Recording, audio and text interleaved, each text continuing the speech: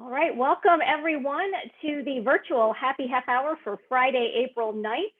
We'll be getting started here in just a few seconds. Our topic today is negotiations in 2021. How can my team excel?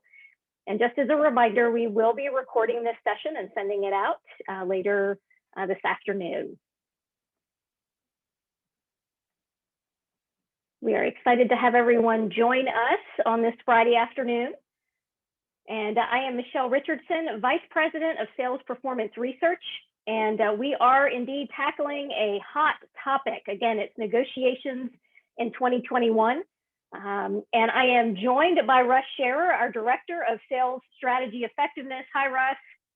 Hi, Michelle. We are actually practicing negotiation at the moment. I am about 100 yards away from opening gate at Dodger Stadium for opening day.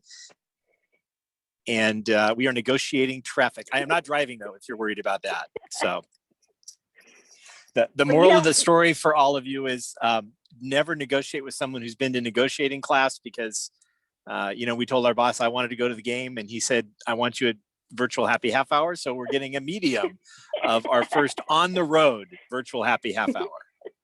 Well, you know what, Russ? We said we'd keep it raw and real when we started these a year or so ago, and we are indeed living up to that promise. We are keeping it real. Absolutely. And I'm excited about the topic today. We've had a lot of conversations I have with our clients in terms of just the world that we're now post-COVID and what that's doing for sales teams and how they get better at being able to hold on to the value that they have put into their products. And we are sponsored today by Virtual Impact, right, Michelle? Yes. Impact Selling, virtual and coming to you soon in person. Excellent. That's right. Maybe we'll even talk a little bit about the results we saw in our poll of a broader audience than just this group a couple of weeks ago in terms of how soon people want to get their folks back in the in a room and be able to be a part of their team. Excellent. Well, let's go ahead and get started. And today we're talking about the buyer's perspective. And Russ, I know you're going to be talking to us about common mistakes that are made in the negotiation process and then mastering the process. Absolutely. As a part of doing some research here, we found that the Simon Kucher consulting firm says right now about 80% of the world's firms are facing pricing pressure, and about 60% are actually in the midst of a price war. And so this is really an important topic because as we've talked about in past shows, muscle memory returns. People want to fill the pipeline. They want to refill their own personal bank accounts if they've been down. And so they're making some less than stellar deals. But Michelle, before we get that, to negotiate, it takes two. And so what are we seeing from buyers at this particular point in time? I'm happy to share that with you. So we did a survey. This was actually in 2019, but we did a survey of B2B procurement professionals to determine how important price really is in their decision process. We kept hearing from our clients, please help us with navigate procurement. So these are professional buyers, and the perception really is that price is critical. We also wanted to know how effective the sales reps are that call on them. So what we learned, and I'm going to show you some of this data here in just a second, but what we learned is that sellers tend to make assumptions, I think, about buyer priorities, particularly around the importance of price and decision making. And they certainly don't do their diligence up front in all cases, maybe to the extent that they could, to really listen to priorities and build trust. So this survey, again, it was B2B procurement professionals. We asked folks from the associate to the C-level roles, and at least 65% had at least 7 years of experience. So these were individuals with a fair amount of tenure. And if you're interested, by the way, in reading all of the results from this study, you can find our procurement white paper on our website. You can also email contact@the-Brooks Group and just ask for that website or ask for that white paper as well. So in the survey, we asked buyers to rank what's most important in their purchase decision. So as you can see what we have here, we had them rank up to 8 options, and price is not first. It's not even second, so it's actually third. So what's most important to buyers is on-time delivery and availability of that product or service when it's needed. Quite frankly, that is a huge competitive advantage for you as a seller if you are able to deliver on time, particularly if your competitors can't. Performance was number 2. So does your offering meet the required specifications? Then price comes into play, and then you can see the others as well: life cycle cost, risk management, vendor relationship, customer service support, and financing and payment terms. And in fact, one of the things we also asked our procurement folks is, how often is price really the only consideration? And only 7% said that price was the only consideration when making a purchase. So again, really looking at the overall value and what's the minimum requirements of that purchase. Other things that were taken into account, not listed here: previous purchase history can be important to buyers, reputation, and ease of doing business. So we understand what's important in a purchase decision, but what would justify a higher price? And as you can see here, ranked in order, these are the criteria that to a professional buyer would actually justify a higher price. And number 1 is that the vendor sells and negotiates with transparency. So they're upfront, they're honest, they have a direct sales interaction, and they're transparent about costs, about process, etc. That was clearly the number 1 option. Number 2 is that the vendor is easy to do business with. So it saves you as a buyer time and frustration. So again, think about that. If you as a seller or as an organization can make your offering and your organization easy to do business with, that justifies a higher price. And overall, what salespeople really need to understand is what's the overall definition of value. So all of these things can play into a decision and play into a perception of price. And you really need to understand this before the negotiation even begins. And finally, and perhaps this to me really illustrates the gaps in selling and negotiation skills, we asked our buyers how many times they typically have to ask for a discount before receiving one. 37% only have to ask once. 38% only have to ask 2 times for a discount before they get one. So that's 75% of buyers who get discounts on the second ask. And you know, we were working with an organization a while back, and one of their participants was a former procurement person, and his mandate at that job was to ask for a discount 3 times. If he didn't get a discount after the 3rd ask, he could move forward with a contract without getting a price concession. So now think about that. He only had to ask for a discount 3 times, and yet this survey is saying 75% of salespeople cave or concede on price after the 2nd ask. So how much money is really being left on the table here?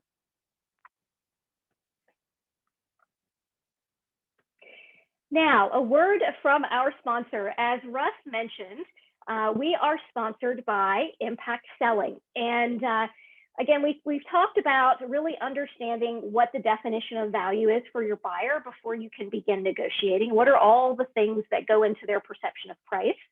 And so negotiation is not just about the act of kind of trading price back and forth. It's the entire process.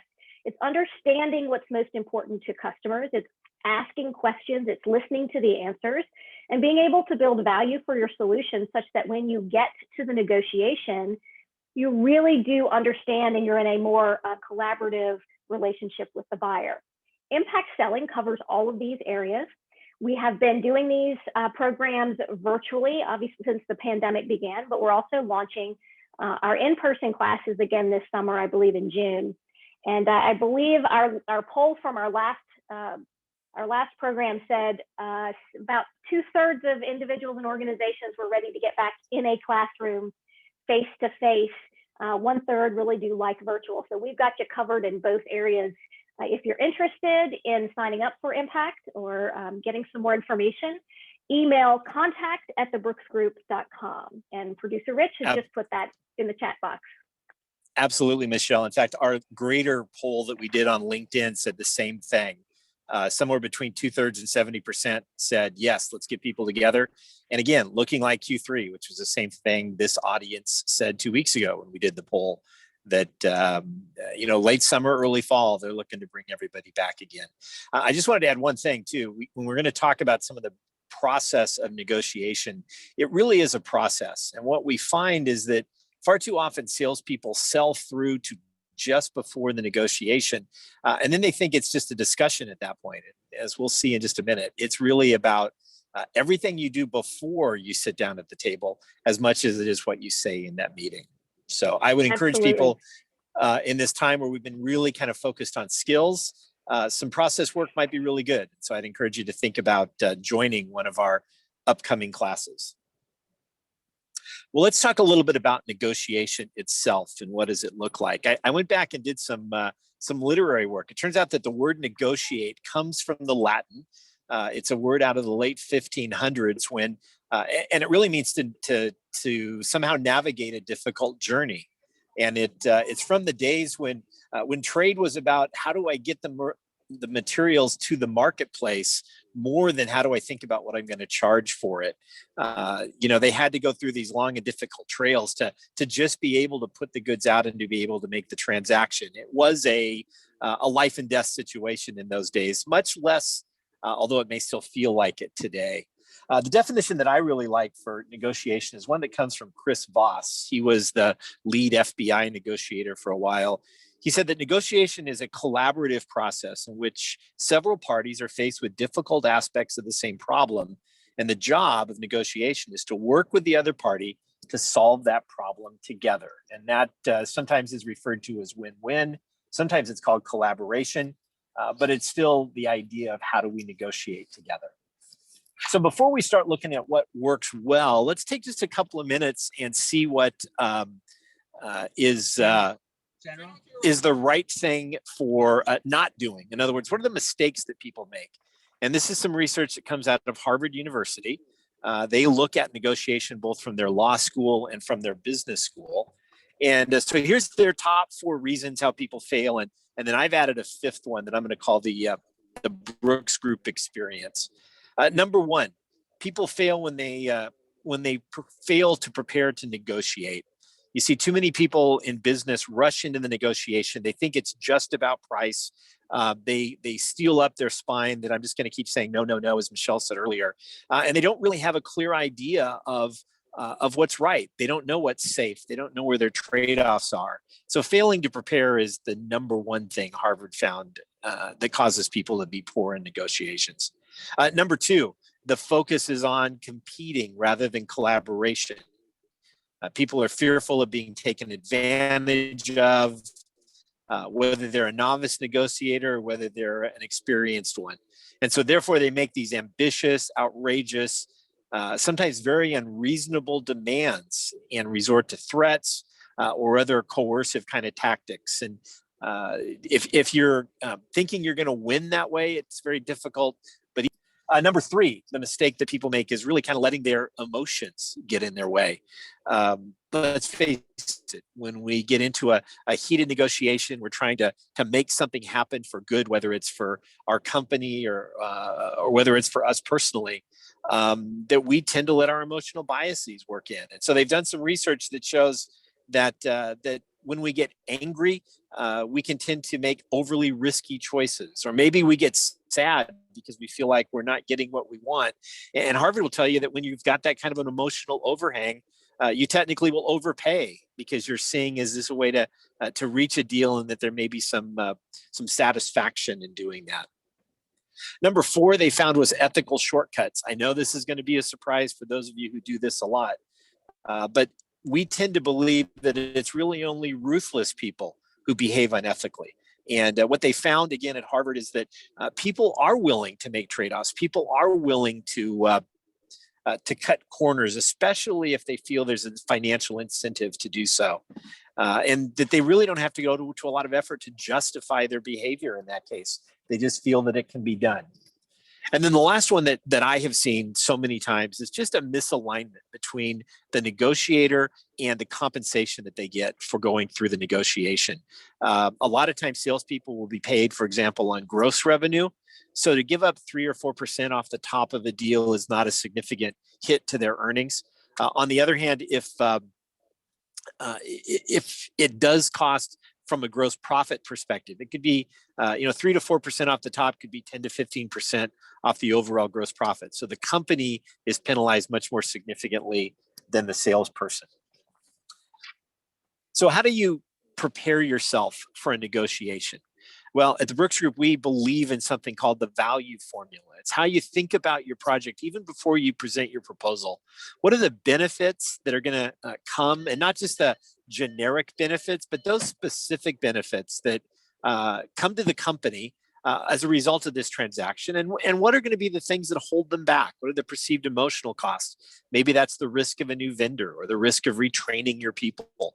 Whatever it is, it becomes something that in general, you're going to be, I like to say it's the devil's advocate position. The group's sitting around in a room talking about whether you move forward with the deal or not. And someone says, well, to play devil's advocate, and then they talk about what that is.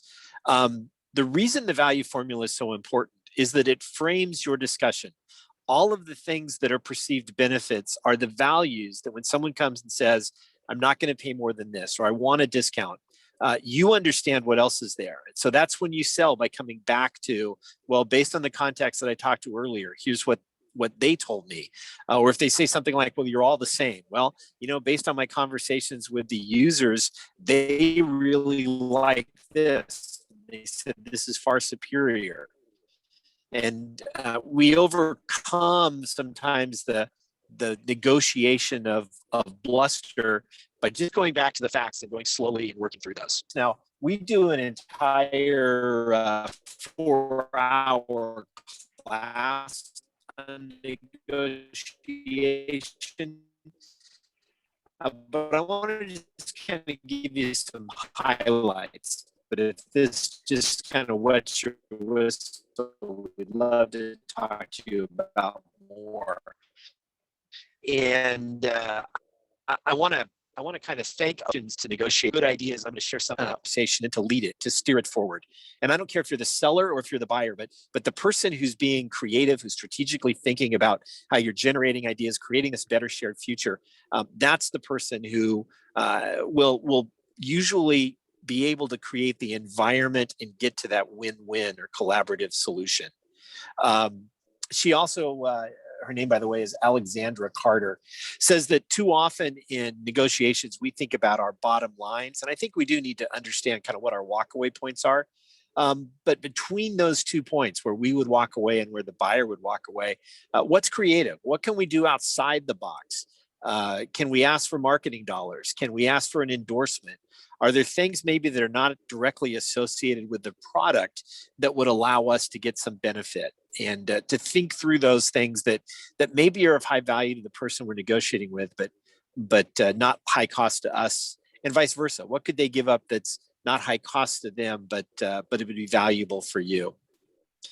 Number 2, know and believe your value. If you don't believe in the price you want to charge, if you don't believe in the fact that you've got a lot of perceived benefit in your value statement, then you're not going to be in a very strong position to negotiate. Probably the most successful negotiation I ever had was selling a car of mine. I didn't want to sell it. We had it detailed. It looked great. My wife said to me, well, if you don't get the full price you're asking, then don't sell it. And so I just kept saying no. I had no incentive because I really believed in the value of that vehicle. And I ended up getting full price in one of those driveway negotiations that you do kind of over Craigslist. And then the last one kind of from this area is really understand the behavior pattern of the person you're going to work with. At the Brooks Group, we believe in assessments. The Brooks Talent Index is all about what are your behavior patterns? What is comfortable for you? And how are you going to behave? You need to understand if the person across the table from you is what we call a red or a dominant, which means they're probably going to come very hard at those positions. And if I'm an I and I believe in relationship, my natural tendency is going to be to give up sooner. versus somebody who may be an S, who's a steady, who's going to work that process. And if I'm a D and I want to get something done quickly and they keep working the process, again, I'm probably going to give up more than maybe I really want to. A recent study was done by a psychologist. Her name is Dr. Tasha Urich, and you can find it online. But she says there's a real link between self-awareness, knowing who you are and who the other person is, and negotiation. And you want to make sure that you understand the behavior patterns of both of those folks. Too many of us fail because we don't understand our behaviors, and therefore they get in the way. And then we also want to be able to think a little bit about the negotiation tactics that our competitors are, or not our competitors, the people we're negotiating with are going to have. There's a number of them in our class. We talk about at least 6. But let me give you the most common ones. Number 1 is comparison. You know, you guys all sell the same thing. And you got to realize that's the job of the buyer. The buyer's job is to devalue your product. And so that's why, that's why they do RFPs, to basically say everybody's the same in features. So therefore, we're just going to choose based on price. Well, that's where you go back to the value formula. You really focus in on what are those things that we've determined are unique and specific to the company I'm negotiating with. Number 2, we see is a common tactic is threat, where they say, oh, I'm just not going to pay that. I had a company one time, a client sold software to lawyers and said that the COO told me he went in to negotiate a licensing agreement, and the partner that was in charge of negotiating the purchase berated him for 20 minutes, called him names, the product names, said they could get much better software on the free market. It wasn't until he stood up and walked to the door and put his hand on the doorknob that the purchasing lawyer said, get back here, we're going to do a deal. So you've got to be strong, and you've got to understand that. If you've done your discovery, what we call probe here at the Brooks Group, you'll know kind of what their budgets are. Where are they expecting to pay? And one of the greatest tactics is just to say, you know, we sell at this price to a lot of companies. And so therefore, turn it around and ask the question, why do you feel that it's not right for you to pay that? Really key in these whole collaborations is to turn it from threats to discussion. And then the last one is a quick compromise, where people say, let's just split the difference. If you have a rational price that you've thought through, that you understand why you're charging what you're charging, and I come in with some lowball offer, to split the difference is the difference between rationality and just a crazy price. And so there's no logic in it other than let's just hurry and get through that. And then, as we talked about earlier, you want to be the person who's steering this discussion. You want to lead the collaboration to the degree that you can sort of cause it to be a situation where you're collaborative and you're asking questions. It's going to be more successful. To do that, we need to master the art of questions. One of the really great ones is just sort of tell me about this. Tell me what's important to you. Tell me where you're coming from. Again, research is showing that the best negotiators aren't those who hold their position really strong, but they're the ones who ask the right questions so that they get the right information so that they can really build a more creative and collaborative deal. It also, when you're having conversations and someone's explaining something to you, it communicates that you've got a confidence that you're willing to listen, you're willing to build that rapport so that you can be successful.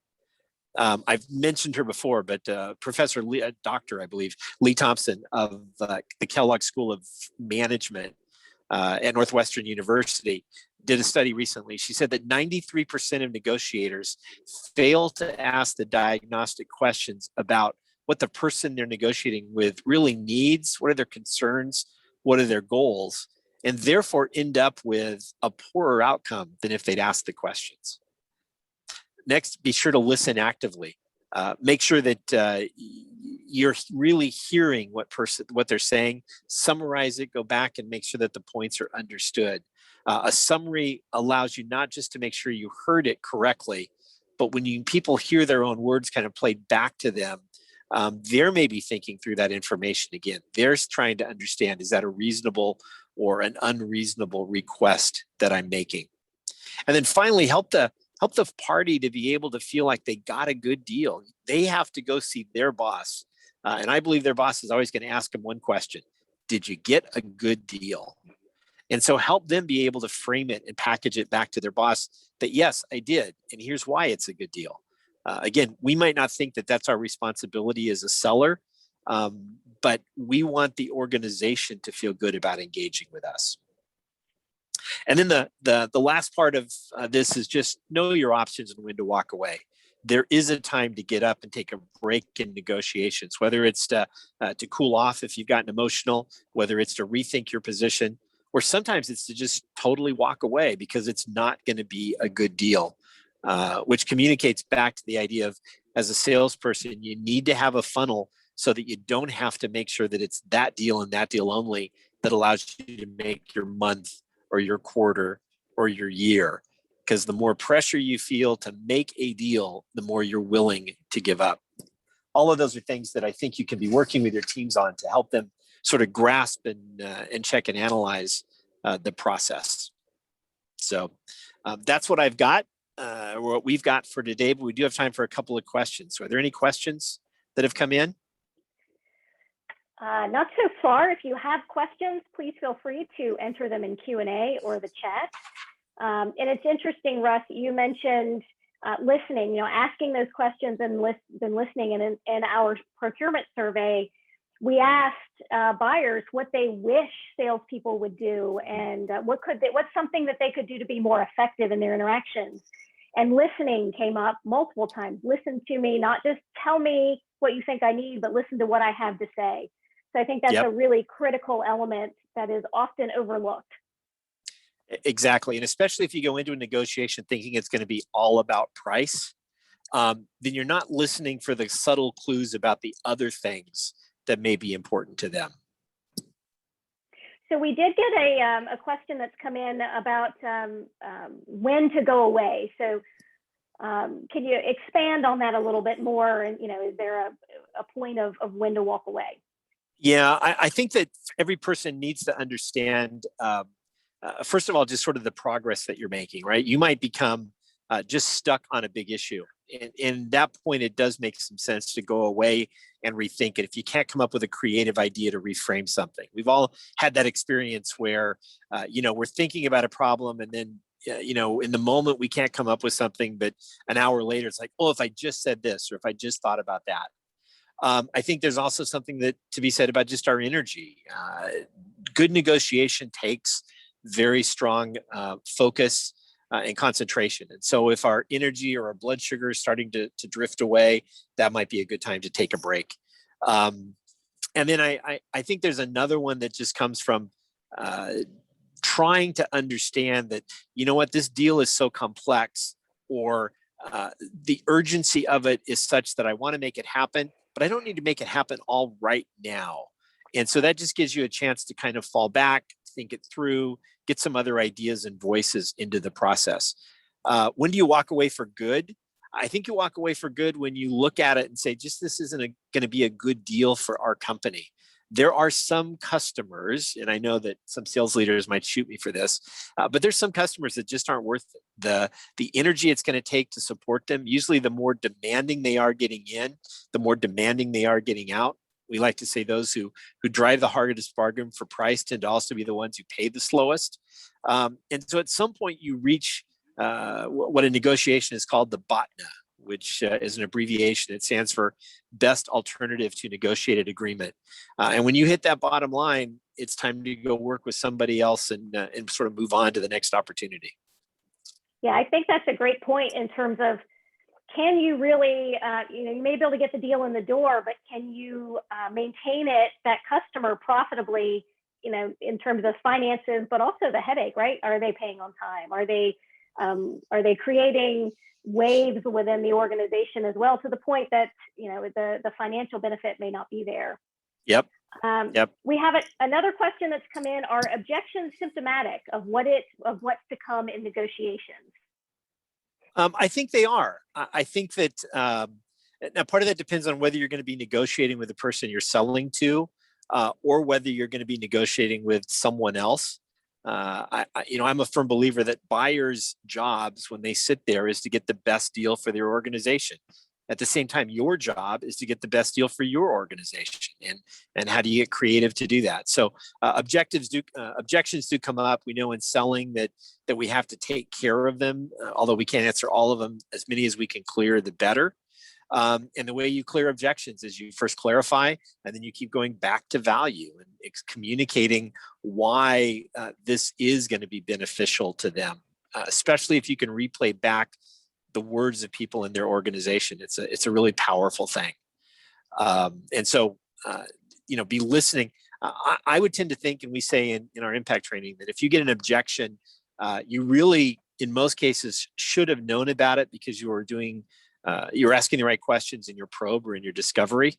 I think the same is true in negotiation. You should get a sense for what are they going to throw at you as you get in there. And if you get surprises, yeah, those come up every once in a while. But most organizations, again, I come from the belief people don't have time to just mess with you. So if you're sitting there with someone in purchasing, you're sitting there with a senior leader who's negotiating, they're saying, I want to figure out a way to make a deal. All we're negotiating on right now is just what are the terms going to be. Great point. All right, another question. Could you further discuss not backing down on discounts and overcoming so more on objections. So could you further discuss not backing down on discounts and overcoming some of their objections? So is it only about value at that time? So this is one of those questions where you almost hate to deliver the answer. It's so easy. How do you overcome a demand for price? You just say no. Or, when someone says, hey, this is really great, but I want, a 30% discount. Sometimes the best thing you can do is just sort of laugh it off. Like, yeah, okay, let's get serious about it. When people make outlandish demands in negotiation, you have to read them well enough to know kind of where they're coming from. But sometimes the easiest thing you can just say is, you know what, that's just not a part of the way in which we do business. And then just leave it there. Don't feel like you need to answer. Don't feel like you need to say, well, I really wish I could, or just like, no, that's a boundary. And if you read negotiation books, they'll tell you that somewhere near the front of the conversation, you ultimately have to say no, because that starts to set the boundary. And usually if somebody says that, they're not going to get up and walk out. But if they really are demanding a 30% discount and you can't do that, and so when you say no, if they get up and walk away, you weren't going to win that deal anyway. So, again, be listening, be understanding. And again, the best time to do is just keep coming back.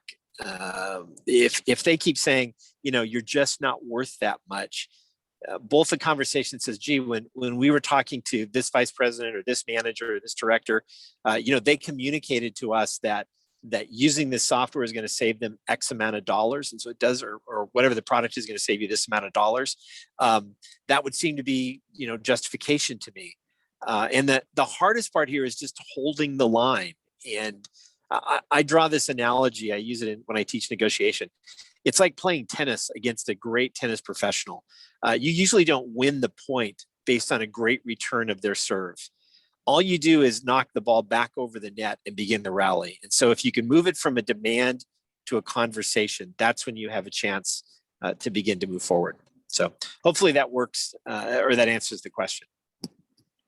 Thank you. We have one more question.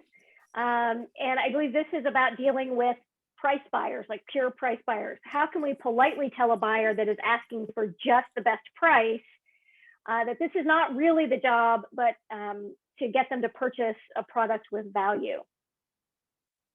So there is some percent of buyers that are pure price buyers. I think the last research I read said it was somewhere between 12 and 18% of buyers. So, what is that? 1 out of 7, 1 out of 8. Again, you should be able to discover that early on before you get to the negotiating table. Again, I think that everything you do before in terms of how you set up the value, how you communicate what you're going to do, and even again, when people are saying, I just need your best price, I just need your best price. Sometimes they just need assurance. This is the best price based on where you are. Now, we do teach a process in negotiation that we call give to get. So sometimes you will give something up. So if there is, and again, this depends on your company and your pricing policy. But if you know that this buyer is going to demand 5%, you maybe we'll go in with a price where you can give up 5%. But if you give up something, what do you get back for it in exchange, right? And besides the order, obviously, right? And to the degree that you can ask for something, even if it's just like, hey, we want the right to put your logo on our website as a customer. But do the trading, if you will, going all the way back to sort of those early 1500s, the word for negotiation, it was about trading as much as it was about, just getting certain amounts of money. And that's really important because you have to go back to your boss and explain why it's a good deal as well. Thank you, Russ. And that looks like all the questions. All right. Well, hey, hot topic, as I mentioned before, we do have either a full day or a two-hour workshop on negotiation. Would love to be able to work with anybody who wants to get kind of a little more into that to be able to go further. Our next, I guess we've got kind of our walk away best practices slide. One, think win-win, not win-lose. Know and believe in your value. Confidence is a big piece of being successful in negotiations. Lead the discussion, especially with great questions, and then make sure you're framing that solution as good for both parties. And as you do that, you will be more successful in your negotiations. Our next virtual happy half hour will be April 23rd, 2 weeks from today. And we are negotiating right now what that title will be. So watch your email. We'll give you plenty of word on that. Thank you so much to everyone for joining us. For more information on impact selling or negotiations training, email us at contact@the Brooks Group. And Russ, I hope you have a wonderful afternoon at the ballpark. Thank you very much. And we will see everyone in 2 weeks.